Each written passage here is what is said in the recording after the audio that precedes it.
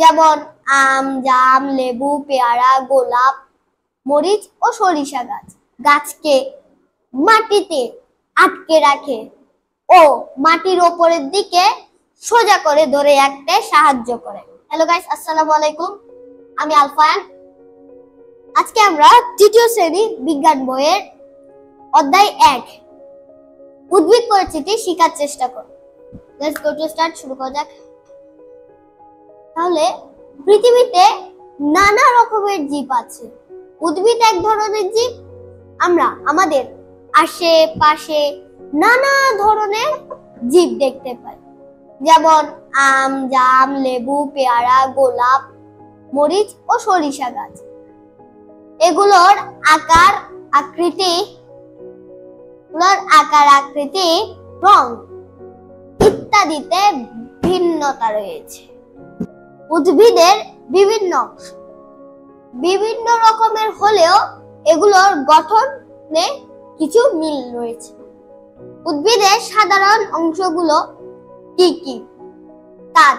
উদ্ভিদের বিভিন্ন অংশ পর্যবেক্ষণ। এবার পড়ব উদ্ভিদের সাধারণ অংশগুলো সম্পর্কে আরো কিছু জানি। প্রায় সব উদ্ভিদের মূল, কাণ্ড এবং পাতা থাকে।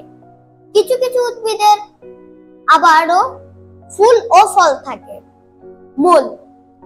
উদ্ভিদের মূল বা শিকড় সাধারণত মাটির নিচে থাকে। মূল গাছকে মাটিতে আটকে রাখে ও মাটির উপরের দিকে সোজা করে ধরে রাখতে সাহায্য করে। কাণ্ড। মাটির উপরের উদ্ভিদের প্রধান অংশ কাণ্ড, যা মূল ও উদ্ভিদের অন্যান্য অংশের মধ্যে সংযোগ স্থাপন করে। এতে শাখা, প্রশাখা, পাতা, ফুল ও ফল থাকে।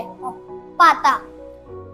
অধিকাংশ উদ্ভিদের পাতা চ্যাপ্টা ও সবুজ হয়ে থাকে। পাতা মূলত একটি বৃন্ত বা বোটা, একটি পত্রফলক এবং শিরা উপশিরা দ্বারা গঠিত। ফুল। ফুল উদ্ভিদের বিশেষ ধরনের অংশ, যা সাধারণত রঙিন হয়।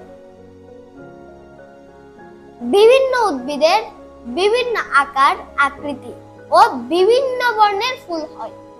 সব উদ্ভিদের ফুল হয় না। ফল। ফল উদ্ভিদের বিশেষ ধরনের অংশ, যাতে বীজ থাকে। যেমন আম একটি ফল।